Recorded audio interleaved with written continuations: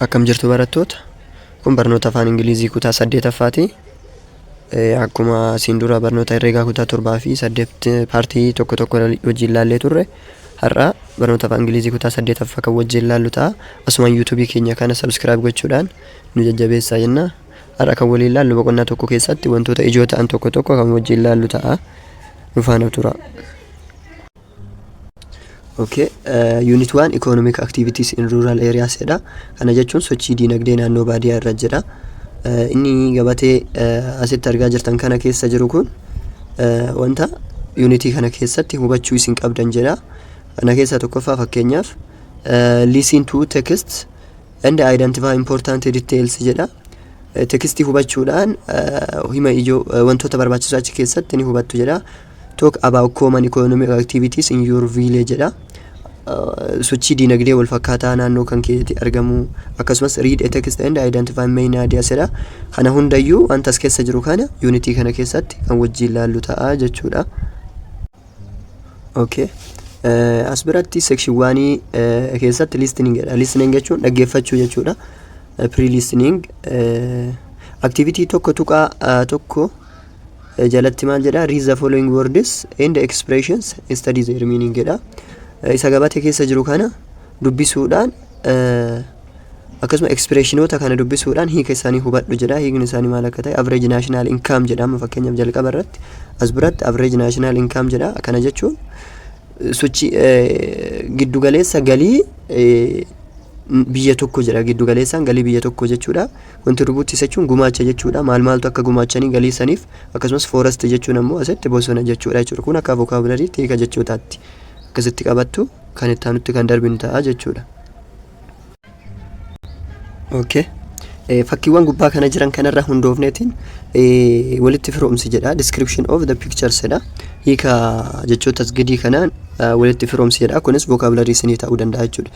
Fishing jechuun, fishing inni as bira jiru kun isa kamiin akkatti walitti firoomu? Fish jechuun qurxummii jechuudha. Akkasumas fishingin iddoo kanatti namoota qurxummii qabaa jiran kana, namoota qurxummii qabaa jiran asitti mul'atan kana jechuudha. Isaan walitti kan firoomsinu ta'a. Akkasumas planting as biratti biqiltuu dhaabuudha. Uummata biqiltuu dhaabaa jiru kana. Akkasumas kan itti aanu farming jedha.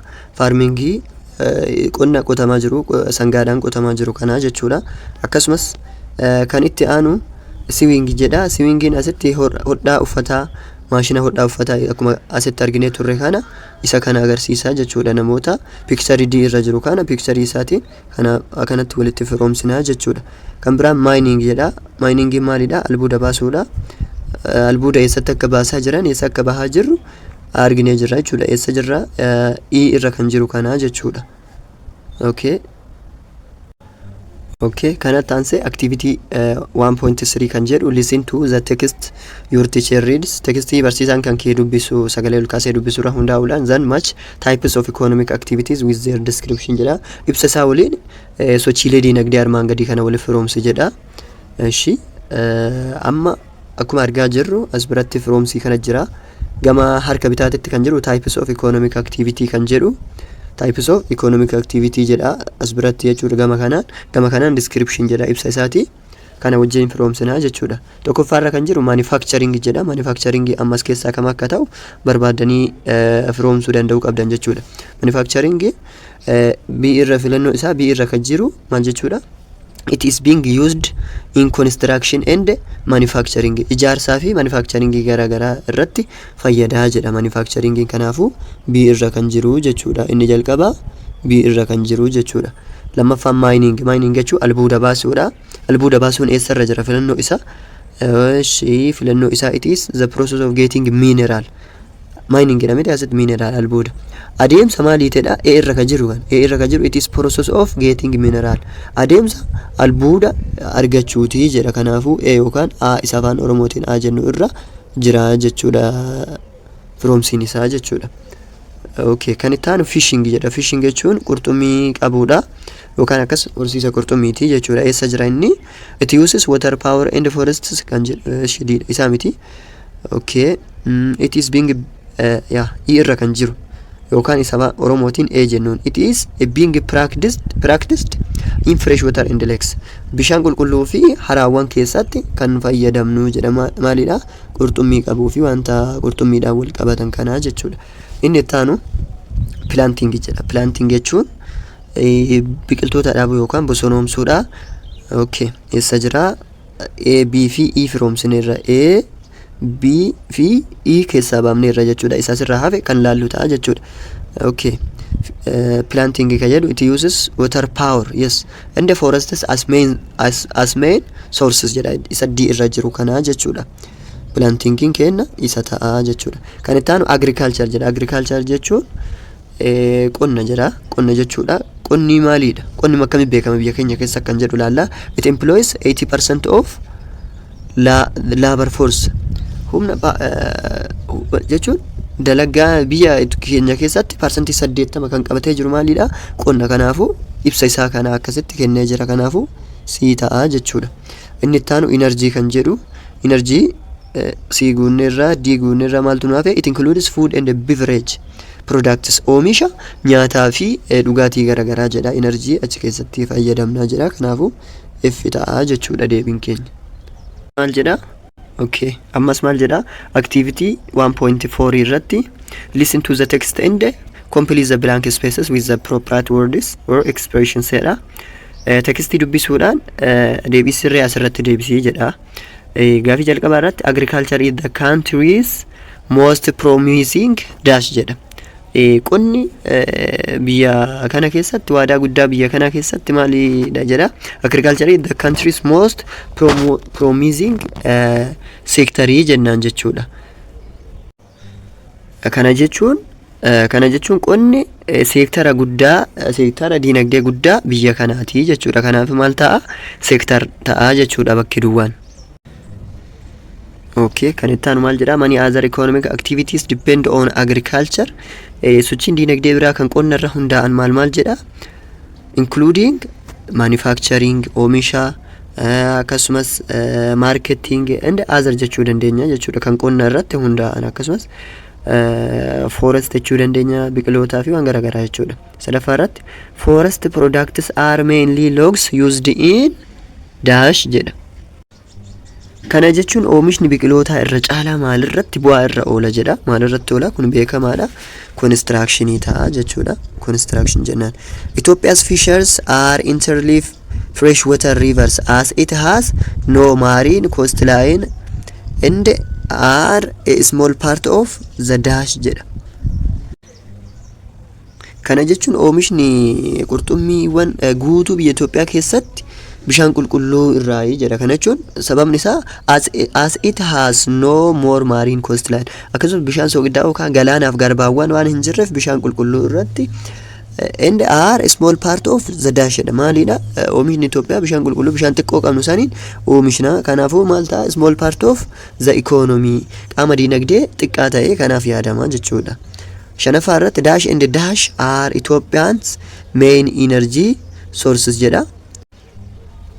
Kana jechuun bakka duwwaa fi bakka duwwaan Itoophiyaa keessa qaama enerjii cimaadha jedha. Kanaafuu maal ta'a? Kanaafuu isaa deebiin isaa bishaanii fi biqiloota jechuudha. Water and forests are Ethiopia's main energy sources jechuudha. Gamattaan nutti darbinu. Okay, kanatti aansee activity 1.6 individually rank order the importance of each economic sector as most important or more or important or least important. Kana jechuun maal jedha? Diinagdee asii gaditti jiru kana akka irra caala itti barbaachisaa kam akka ta'e tartiiba isaatiin akkasumas kan irra caala itti barbaachisaa ta'e aanu eenyu akka ta'e fi akkasumas kan baay'ee hamma muraasaan barbaachisu eenyu akka ta'e isa asii gaditti arginu kana liisti godhaa jedha. Tartiibessaa jedha. Kamtu caalatti akka fayyadu keessattuu biyya Itoophiyaa kana keessatti kamtu caalatti akka hawaasaaf fayyadu tartiiba isaa kaayaa jedha. Kan wajjin kennu ta'a jechuudha. Okay, akka diinagdee biyya keenyaatti agriculture, energy fi akkasumas manufacturing most important jechuudha. Baay'ee barbaachisaa kan ta'e jechuudha kana sadan. kunniin sadan baay'ee barbaachisaa. Most important jechuun baay'ee haalaan barbaachisaa kan ta'e jechuudha. Akkasumas important jechuun hamma ta'een most kan hin taane hamma ta'een barbaachisaa kan ta'an isaan itti aanee ilaallu kana jechuudha. Okay, isaan importantii ta'an barbaachisaa ta'an lakkoofsa 2 irra kan jira mineral and mining, akkasumas lakkoofsa 3 irra transport, 4 irra forestry and fishing, 9 irra manufacture. Kunniin maalidha? Importantiidha jechuudha. Isaan hafan immoo least important kan jennu akka tourismii kana. Tourism ammaaf kaas keessatti argaa jirru tourismiidha jechuudha. 10 irra isa jiru kana jechuudha. Okay. Okay, activity tokko irra darbaa jiru akka activity tokko tuqaa 7 akkasumas tokko tuqaa 8 kan gaafilee salphaa ta'an jechuun wanta naannoo keessanii argaman isin gaafatee jiru. Fakkeenyaaf activity tokko tuqaa 8 irra what are the economic activity people do in your village jedha. Ganda kan keetitti uummanni economic dinagdee economic akkamii dalagan jedha. Kanaaf irra daddarbaa jira jechuudha. Okay, amma activity tokko tuqaa 9 irra kun conversationidha. Qormaata biyyaalessaa keessa irrallee conversationiin akkanaa kun ni jiraata. Ishee gadi siqneetiin conversationii haasaa nama lamaan taasisan kana yoo ilaallu Akeeloo fi Luusii wal gaafataa jiran, maal akka isaan wal gaafataa jiran ni ilaalla. Akeeloo maal jette? Hi Lucy, how is it going jette. Hi Lucy, akkam jirta? How is it going jechuun illee akkam jirta jechuudha. How are you akka waan jechuuti jechuudha tokkuma. How is going jechuun illee akkam jirta jechuudha. As biratti iddoo argaa jirtan kana jechuudha. Lucy maal jette? Deebii isaa irraa akkas ta'uu isaa maaliin beekna? Fine, thanks and you jette. Ani nagaa jira. Galatoomi atoo jetteen. Akkuma argaa jirtan kana jechuudha. Akeeloon maal jedhe? Just fine. Where are you going jedhe. Anis nagaa eessa deemaa jirta jetteen. Lamaanuu shamara dhiifam na fakkaata. Okay. Lucy no to the library deemaa jira. I have to finish the assignment for tomorrow's class. Kilaasii boruutiif assignmentii xumuruu qaba. Kanaaf eessa deemaa jetteeni? Library deemaa jira jetteen jechuudha. Akeeloon maal jedhe? Why don't you do it at home? Maaliif manatti hin hojjettu jedhe gaafatte jechuudha. Akeeloon dhiifama. Ani akka dhiiraatti yaadaara maqaa dhiira na fakkaataara. Okay, Lucy no maal jette? I have a part-time job in the evening, so when I get home I'll be too tired to do assignment jetteen jechuudha. Part-time job kana jechuun hojii part-time qaba galgala yoo mana gale hin dadhaba saniifi jette. Akeeloon maal jette? Where do you work? Eessa keessa hojjetta jette gaafatte jechuudha. Akeeloon Lucy maal jette? I work in a cafe keessa hojjedha jette. Akkasuma Akeeloo ammas maal jette? Why do you like the job? Hojii maaf jaalatta jetteen. Lucy no it is interesting jechuun gammachuu naa kenna. Fedha jechuun gammachuu naa kenna yookaan fedha kooti kan akka waan jechuudha. I really enjoy working with the people and get extra money. Ummata wajjin hojjedhe galii dabalataa argachuu waan barbaaduuf itti dabalataanis akkas jettee deebistee jechuudha. Akeeloon how is the pay? Kafaltiin isaa akkamii jette gaafatte. Lucy ammas maal jetteeni? The pay is alright. Yaa kafaltii isaa gaariidha. I get 50 birr an hour. Birri 15 sa'aatii tokkotti argadha. I would like to earn more as I need a lot of money to buy a new laptop and smartphone bitachuu fi laptop bitachuudhaaf qarshii guddaa argachuu na barbaachisa jetteeni. Akeeloon akkasumas and how would you do that? Hamma kana yoo ilaalle egaa kun conversationii gidduu isaaniitti jiru. Amma kan itti aanu kan laallu ta'a jechuudha.